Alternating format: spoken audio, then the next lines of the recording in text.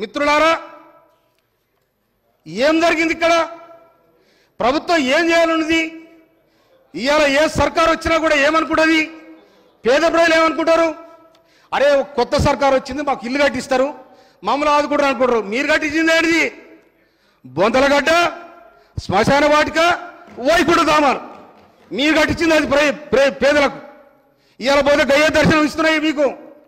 కానీ మీరు మీ ప్రభుత్వం ఆయల్ల ముఖ్యమంత్రి అయినాడు నేను అనుకున్నా ఇది ప్రజాస్వామ్యం వర్ధిల్లుద్ది, వేలాది మంది అమరవీరుల త్యాగపరం తెలంగాణ వచ్చింది, ఈ తెలంగాణలో అందరూ కూడా సుఖశాంతులతో ఉంటారు అనుకున్నా నేను. కానీ ఎప్పుడైతే గోల్కొండ కోటలో జాతీయ జెండా ఎగిరేసిండో ఆనాడు అయిన మనసు మారింది అనుకున్నా నేను. గోల్కొండ కోటకు తెలంగాణ సాయుధ రైతాంగ పోరాటానికి సంబంధం ఉంది.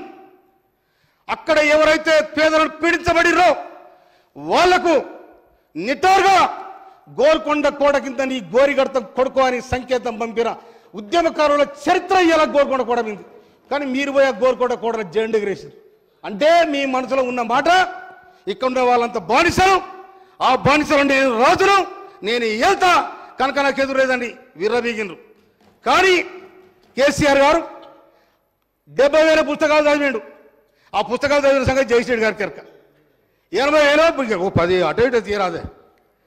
అయితే 80,000 పుస్తకాలు చదివిన సంగతి జయశ్రెడ్డి గారికి ఎరక. కానీ కేసీఆర్ గారు తన పుస్తకం చదువుకోలే. తన పుస్తకం తను చదువుకోక 2023 నవంబర్ 30 తారీఖు నాడు, డిసెంబర్ 3 తారీఖు నాడు కథం అయిపోయింది. అక్కడ కూర్చుని గోవిందమగం అయిపోయింది. అందుకోసమని మిత్రులారా, ఈ రాజ్యం ఎప్పుడైనా కూడా ఒక పోరాటం జరిగిందంటే దాని వెనకాల త్యాగాలు ఉంటాయి. ఆ త్యాగాల ఫలితం రావాలని ప్రతి ఒక్కరు కూడా అనుకుంటారు.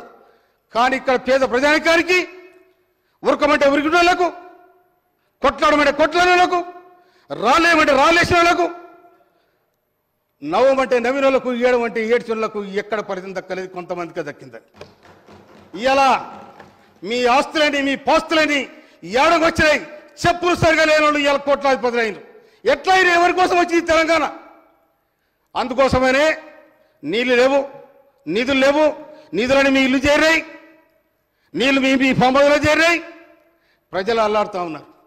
ఎవరు సమాధానం చెప్తారు దీనికి? అందుకోసం మిత్రులారా, ఎప్పుడైతే ఇక పార్టీ ఇంకో మాట, అది బీఆర్ఎస్ఆ టీఆర్ఎస్ఆ? దాని సమాధానం చెప్పాలి మీరు. బీఆర్ఎస్ఆ టీఆర్ఎస్ఆ? ఎప్పుడైతే ఉద్యమ పార్టీగా మీరు బీఆర్ఎస్ని పెట్టుకున్నారో బొందలగడ పార్టీ బొందలు పడిపోతుంది అప్పుడు అనుకున్నా. కనుక అది చరిత్ర చెప్తున్న సత్యం. ఇంకొక మాట, నేను సీనియర్ నాయకుని అక్కడ, కానీ నేను అక్కడ ముఖ్యమంత్రి కలవడానికి 2 సంవత్సరాలు పట్టింది. ఎప్పుడైతే బీఆర్ఎస్ పెట్టిన మహారాష్ట్ర నుంచి వార్డు మెంబర్ వస్తే వాడిని కూర్చొని పెట్టుకోడు, వార్డు మెంబర్ వస్తే కూర్చొని పెట్టుకొని వానికి ఆలాయి తీసుకొని అటు చేసి. కానీ 2001 చిన్న ఎంట ఉన్న వాళ్ళకు అగౌరవపరిచిండ్రు, అన్యాయం చేసిండ్రు. అందుకోసం మిత్రులారా, ఈ అనుభవం తప్పకుండా మీకుంటుందని కూడా మనం చేస్తున్నాను. నేను సామాజిక న్యాయం నీకు డాక్టర్ సాబ్ నీకు ఏమరకు చెప్పు.